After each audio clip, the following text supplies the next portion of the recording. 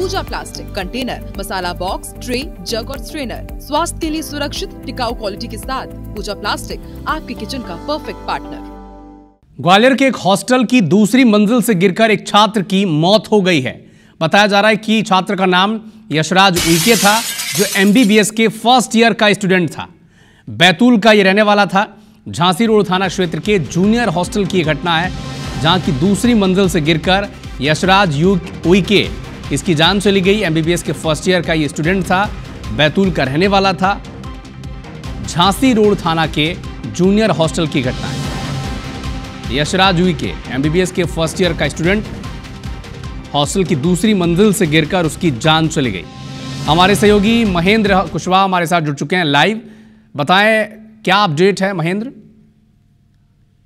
जी, बता दूं कि झांसी रोड थाना क्षेत्र के कटौताल स्थित जो कि रविशंकर जो हॉस्टल है, उसमें कुछ दिन पहले ही एक फर्स्ट ईयर का छात्र जो कि MBBS कर रहा है, वो यशराज उइके, वो अभी उसमें हॉस्टल में आया था। लेकिन आज कल देर रात उसकी अचानक संदिग्ध परिस्थिति में वो हॉस्टल के दूसरे माले से गिरने से वजह से उसकी मौत हो गई। और जब उसके बाद उसके परिजन को इसकी सूचना दी है, हालांकि पूरे परिजन जो छात्र है वो बैतूल जिले का रहने वाला है और यहाँ गहराई मेडिकल कॉलेज में अपनी पढ़ाई कर रहा था। लेकिन छात्र कैसे गिरा, क्यों गिरा, क्या वजह थी, यहाँ भी कारण स्पष्ट नहीं हो पाया है। सभी इस मामले को लेकर जो हॉस्टल के वार्डन है, उनका कहना है कि रैगिंग जो अभी रैगिंग को लेकर उड़ाई जा रही थी, लेकिन वहाँ ऐसा कुछ नहीं निकला है। लेकिन इसमें छात्र कैसे गिरा, क्यों गिरा, या आत्महत्या की है, इसको लेकर जांच की जाएगी। साथ ही पुलिस का कहना है कि जो हॉस्टल के 21 नंबर के रह रहा था और उस मामले को लेकर अभी जो उसका जो साथी है, क्लासमेट है, वो जो रूममेट है, उससे बातचीत की जा रही है।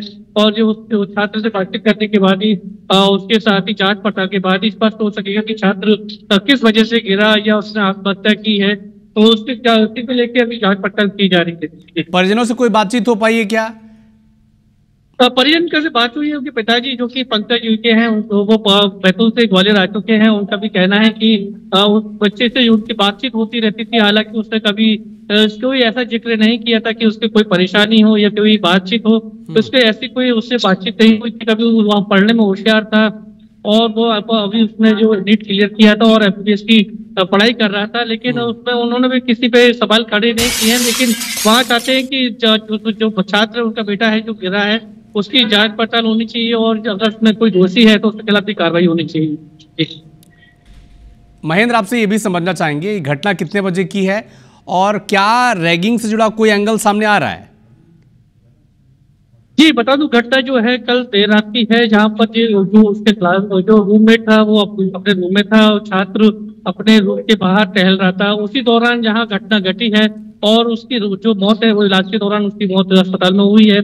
और जो अभी तक जो पता चल पाया, रैगिंग की जो बात आ रही थी, रैगिंग जैसी जो बात है, वहां सभी इस बात से नकार रहे हैं कि उसके साथ कोई रैगिंग की बातचीत नहीं थी। लेकिन जो अफवाह उड़ाई जा रही थी कि रैगिंग की वजह से यहाँ घटना घटी है, वहां पूरी तरह से निराधार है।